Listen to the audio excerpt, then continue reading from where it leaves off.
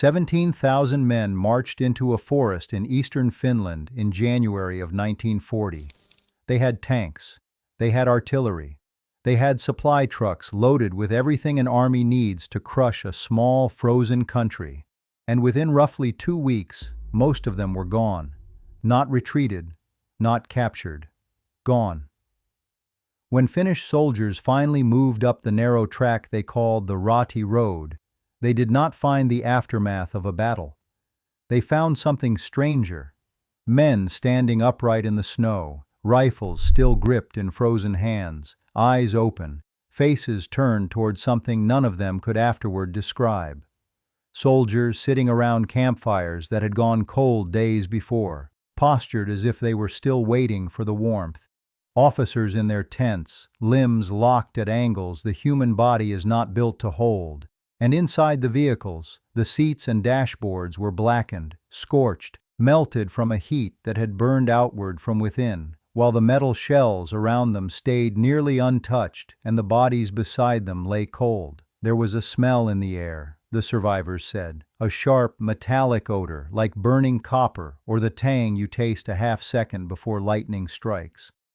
And underneath it all, something the men felt more than heard. A low hum. A vibration in the teeth and the chest and the base of the skull that made strong men dizzy and sick and afraid in a way they could not put into words. For more than 80 years, the official story has been clean and simple. The Soviet 44th Rifle Division was outmaneuvered, encircled, and destroyed by a smaller Finnish force in one of the most lopsided battles in the history of winter warfare. That is the version in the textbooks. That is the version everyone repeats. But the men who walked that road never quite believed it, because the textbooks do not explain the bodies that burned from the inside. The textbooks do not explain the hum.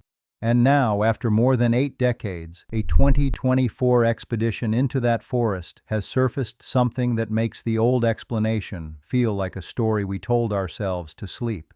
The truth, it turns out, may be far worse than the legend ever was. I'm Professor Edmund Quinn, and what I'm about to walk you through is one of the most carefully buried mysteries of the 20th century. To understand how 17,000 men could vanish into a Finnish forest, you first have to understand why they were there at all. You have to go back to the autumn of 1939, to a desk in Moscow, and to one man's growing obsession with a line on a map. Joseph Stalin had a problem, or believed he did. The great Soviet city of Leningrad, the cradle of the revolution, sat barely 32 kilometers from the Finnish border. 32 kilometers, a long afternoon's drive. And to a leader convinced that war with Germany or the West was not a question of if but of when, that border felt less like a boundary and more like a knife held to the throat of his second city. The fear was specific and it was relentless. In a future war, Finland could be used as a springboard. Some foreign army could land there, mass there, and from there reach out and take Leningrad almost before the Kremlin could react. So Stalin made demands. Move the border back. Lease us the islands. Give us the land we need to breathe. And when Finland, a small, neutral nation that had been independent since 1917, refused to dismantle its own security at the request of a giant, Stalin reached for the answer he always reached for: force. The plan was not subtle. It did not need to be.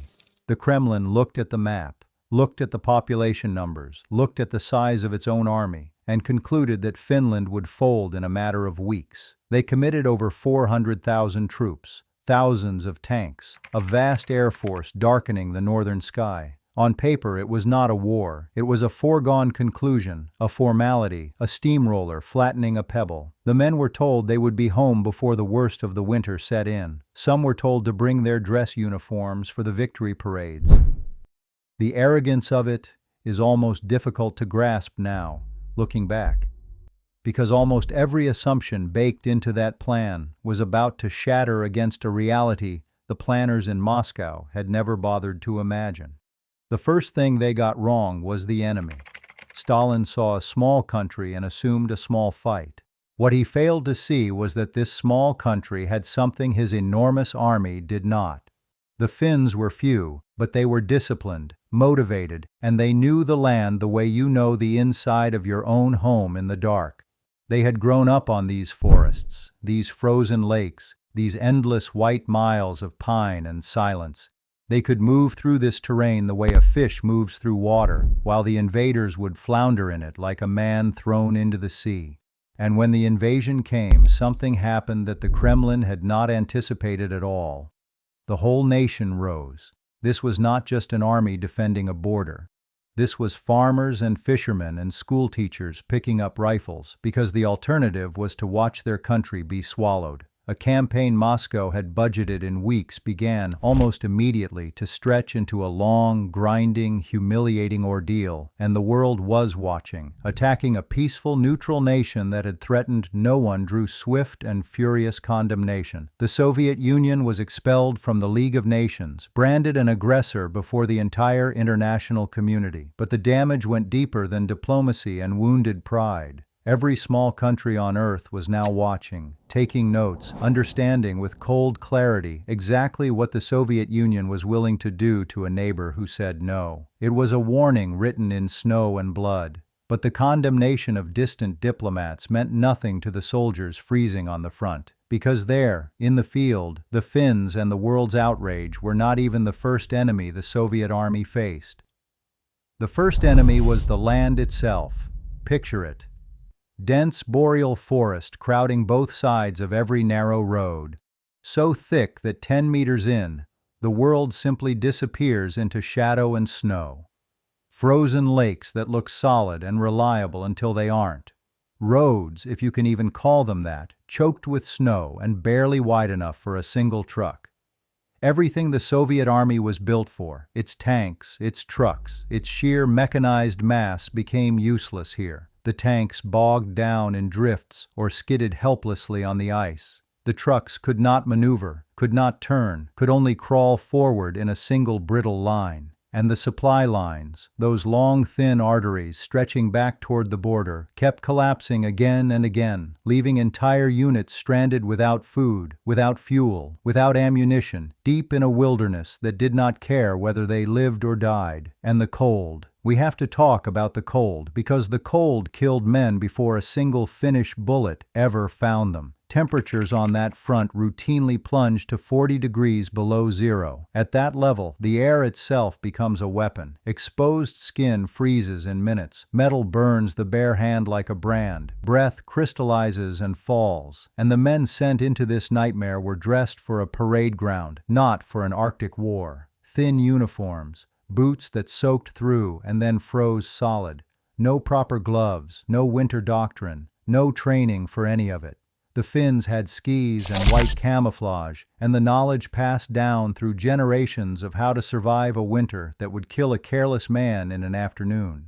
The Soviets had numbers and ideology and a high command 1,000 miles away that had simply assumed the weather would behave. So men died of frostbite and hypothermia and starvation in numbers that staggered even the officers who counted them. They died huddled around fires that could not warm them. They died in trucks that had run out of fuel. They died standing in line waiting for orders that never came.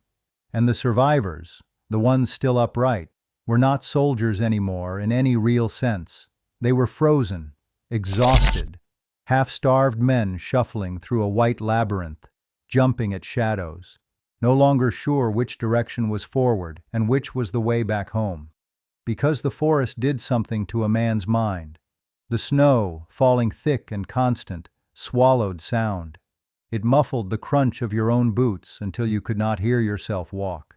The pine trees, packed dense and dark, absorbed every echo, so that a rifle shot fired 200 meters away might reach you as nothing more than a soft, directionless cough. You could not tell where a sound came from. You could not tell how far away it was. And into that wall of silence, the Finns moved like ghosts. They would strike, and the noise of it would seem to come from everywhere and nowhere at once. And then they would simply be gone, melted back into the white, leaving you screaming at trees. Soviet soldiers reported that they often could not find their own units. Whole platoons would set out along a forest track and lose contact within the hour, swallowed by snow and shadow, unable to locate the men they had been walking beside minutes before. And the enemy, when the enemy came without warning and without a face.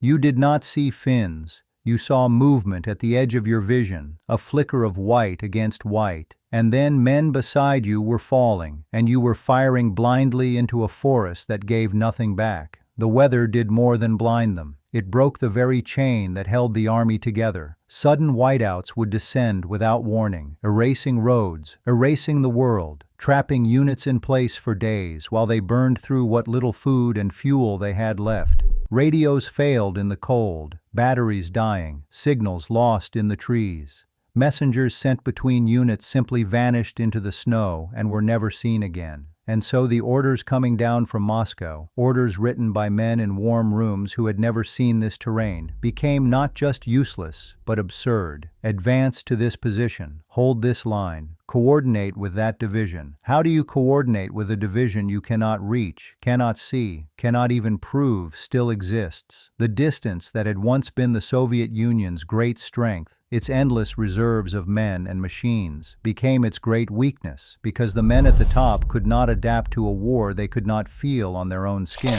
And it was into exactly this chaos, in the first cold days of January 1940, that the 44th Rifle Division received its orders. To the north, near a place called Suomussalmi, another Soviet division, the 163rd, had pushed too far, too fast, too deep into the white, and gotten itself surrounded, encircled, cut off in the wilderness with the Finns tightening around it like a noose. The 44th was sent to break that encirclement, to relieve their trapped comrades and reopen the road, and on paper the 44th was a force to be reckoned with, roughly 17,000 men.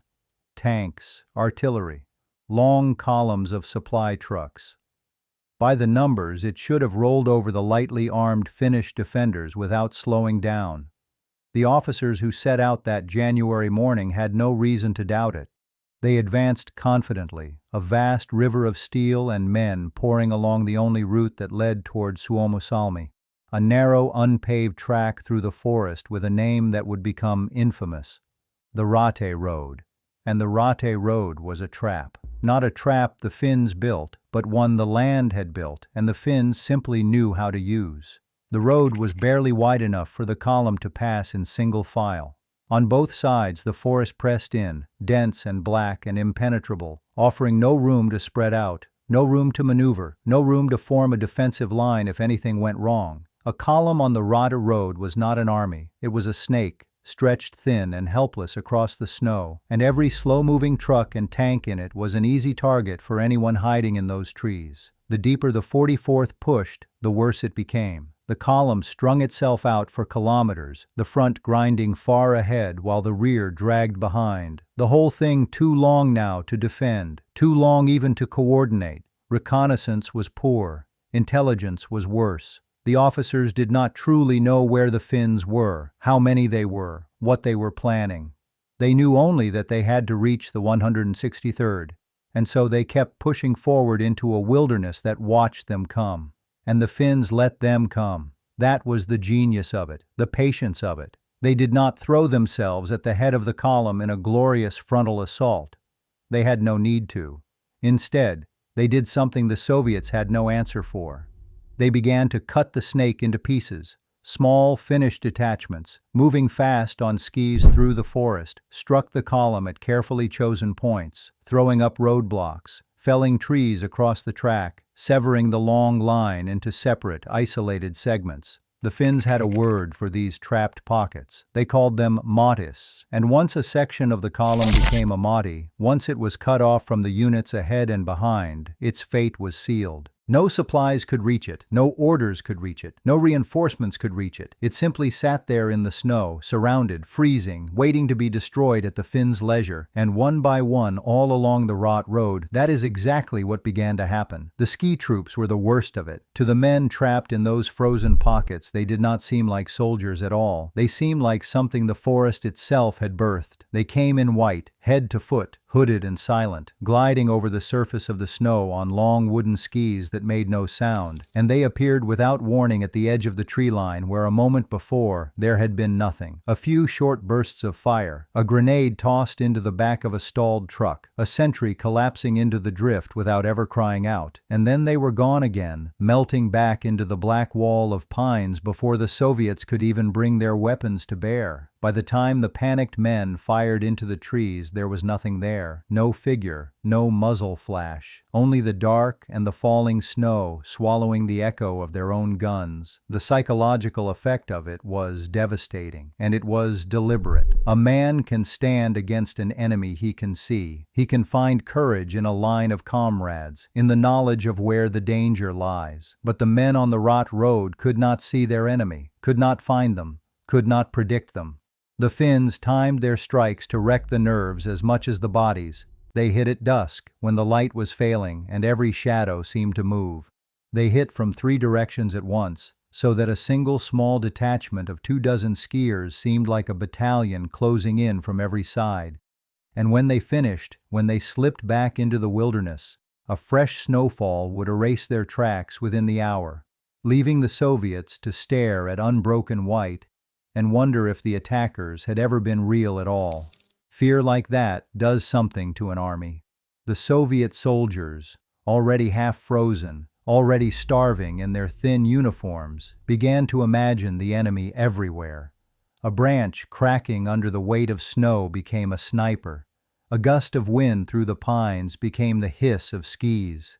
Men fired at nothing for hours, emptying precious ammunition into empty forest, until their officers screamed at them to stop, and they sat shaking in the dark, certain that the trees were full of ghosts who would come for them the moment they closed their eyes. And in that state, exhausted and terrified and surrounded, the units of the 44th began to do something that none of the survivors could ever fully explain. They began to go silent. Not silent in the way of defeat, not the slow fading of a unit ground down by fighting. This was sudden, total. A command post that had been radioing in its position every hour would, between one transmission and the next, simply stop. No final message, no call for help, no burst of gunfire on the line, just static, and then nothing. The neighboring units would call out across the frequencies again and receive only the empty hiss of the open channel in reply. Whole companies dropped off the map in the space of minutes, as if a hand had reached down and switched them off. And when relief detachments fought their way through the snow to find out what had happened, what they found made no sense.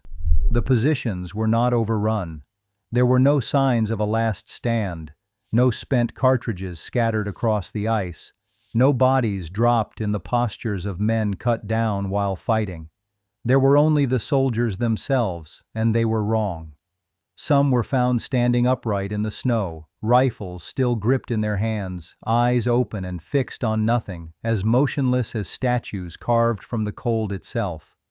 Others were found sitting in tight circles around campfires that had long since died to gray ash, their bodies leaning slightly inward as though they had been listening to something in the moment they stopped, and the radios beside them still worked. The men who tested them found the sets intact, powered, humming faintly, the dials still glowing. The equipment had not failed. The men operating it had. Officers were the strangest of all. In one command tent, the relief party pulled back the flap to find the senior staff still inside, but they were not slumped in sleep or curled against the cold. Their bodies were contorted, joints locked at angles that the living do not hold, spines arched, hands frozen into rigid claws, eyes wide open and aimed at the canvas roof above them. The medics who examined them came away pale and quiet. Frostbite, they understood. Hypothermia they had seen 100 times that winter, knew its slow and merciful arithmetic, the way it lulled a man to sleep before it killed him. But this was not that. Hypothermia did not lock the body into a scream. Rigor mortis alone, one of them muttered, could not bend a man into these shapes. Something had happened to these soldiers in the instant before they died, something violent and sudden and silent, and whatever it was had left no mark on them at all. And so the rumors began to move through what was left of the 44th, passing from one freezing man to the next in whispers, growing darker with every retelling. They spoke of the woods. They said that in the deepest hours of the night, between the Finnish raids, men on watch had seen figures standing among the trees.